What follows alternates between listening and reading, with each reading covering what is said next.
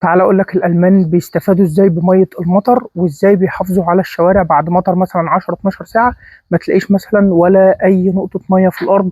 وازاي بيستفادوا بالميه ديت ان هم يعيدوا تدويرها تاني. يلا بينا. ده شارع اهوت، الشارع اصلا معمول بميل كده زي ما انت شايف. وديت طبعا اللي هي الصرف بتاع المطر، دي ميه مطر. يعني الصرف ده لميه المطر بس مش اكتر، هو الميه بتنزل جري كده على المكان ده.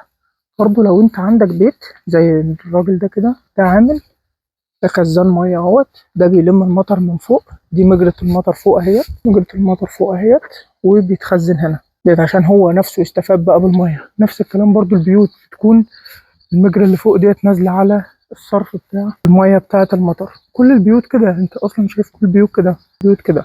حتى كمان الشوارع نفسها مصممه ان هم يستفادوا بميه المطر دي. لو ركزت في الشارع اصلا هتلاقيه ان هو نازل بميل كده على مجاري المطر وميه الصرف بتاعه المطر دي. حاجه كده حبيت ان انا اشاركها معاكم بس واوريها لكم يعني.